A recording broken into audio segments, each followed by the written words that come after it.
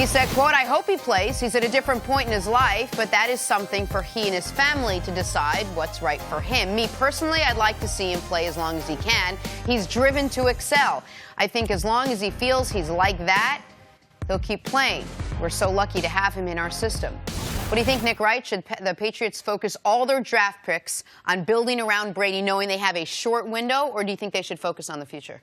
So this is, I think this is a really interesting question, because it seems like the conventional wisdom is, since they traded Jimmy Garoppolo, got a second-round pick for Jimmy Garoppolo, because there's 4 or 5, or depending on what you think of Mason Rudolph, 6 quarterbacks in this draft, that obviously the Patriots, when their backup quarterback's Brian Hoyer, they're going to use one of those first or second-round picks on the post-Brady quarterback, on what will be their backup and then eventually their quarterback of the future.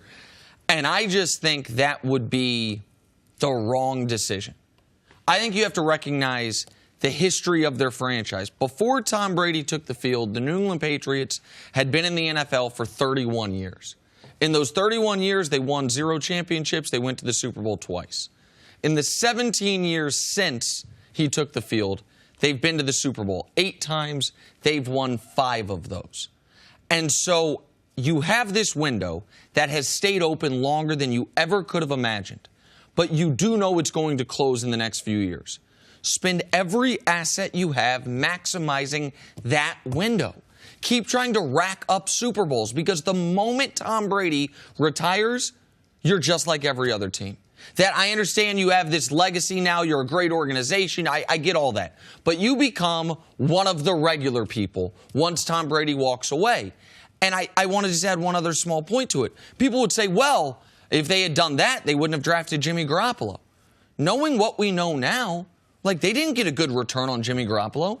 They spent a second-round pick on him. They got less than 8 quarters of football out of him, and what they got was a second-round pick back for him. Like, Jimmy Garoppolo was not the draft pick that ended up being a great decision for them. He could have been if Brady had retired, but he didn't.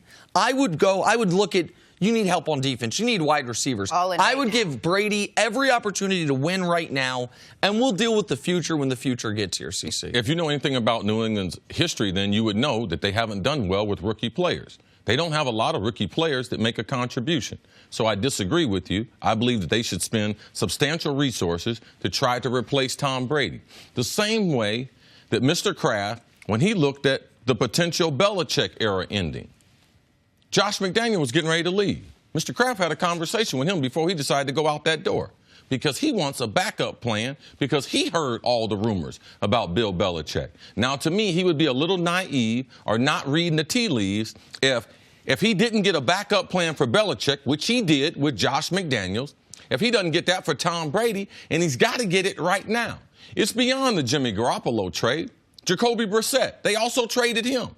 So any of their 2 options as far as a stopgap measure or someone who would take the baton, both of those are gone with this last season. So they have a number of draft picks. I look for them to either put together either 2 number 2s or a 2 and a 3 to try to move up again to the bottom of the first round, or select a quarterback in the second round. It is the right thing for them to do at this point in their career. Tom Brady, there is no map. There is no, oh, we can look at this data and it tells us that a quarterback at this time. There is no information that would give us that. Tom Brady, as far as a football player, his life's expired. Now, if you don't go into this draft and looking to get some type of replacement, some type of young blood in there, because Tom Brady's career is not going to end Mr. Kraft's ownership. Tom Brady's career is not going to end Belichick's legacy. Right. And if you think Kraft and Belichick don't want to win without Brady, you're missing some of the stuff that they want. I mean, that's going to be part of their legacy. How did they maintain the franchise after Tom Brady? I believe that's going to be very, very important to them, and I believe that they will invest resources this year to be able to get Tom Brady's ultimate replacement. I guess the question would be, how much longer do you think they have to play with that? Like, do you see Nick's point in that they can be so successful right now that they have maybe... No, because there's not enough players in the draft. I know New England's system. It's a hard system to learn. It's hard for younger players to play. That's why Belichick has done so well with retreading other veteran players. Last season, they went all in. I mean, every year they're trying to win, but part of trying to win is also having that adequate replacement. What's the difference between last year and this year? They went all in last year. He's saying they went all in by acquiring veteran players, not all in through the draft. They traded away draft picks for Brandon Cooks. And that's what I would say is, I'm not saying you have to use all 4 of these draft picks on players in this draft. I would be fine with a similar Brandon Cooks type trade. Like, I would be fine with something where we look at the Jimmy Garoppolo thing and say, oh, they got a second-round pick, they got a fair return. Guess what maybe they, instead of having 5 Super Bowls, would have 6 if they had traded Jimmy Garoppolo instead of for a draft pick to then go replace Jimmy Garoppolo for a corner, for some help on the defense. I know that what CeCe's saying is almost assuredly what they will do. And long term, I understand that that's why it makes sense. That's what football practice is. I just think if you have this type of asset, maximize your ability to win championships while you have this specific asset. Yeah, you have the asset, but the recipe is veteran players. So you can't say I got the asset and now I'm getting ready to change the way I've done it. You tell me the draft picks has made great contributions to New England. As rookies? Yeah, let's. No. As rookies, I understand that. But unless we think this is Brady's last year, you could draft a guy this year that helps you in 20. Every year Tom Brady starts, you have to think that's going to be his last year. You can't say, oh, what's our window? There ain't no window for no 40-year-old quarterback. It's right now. But this Patriots franchise and their tradition of winning, it will continue. Just like when Tom Brady got hurt. They won 11 games, right?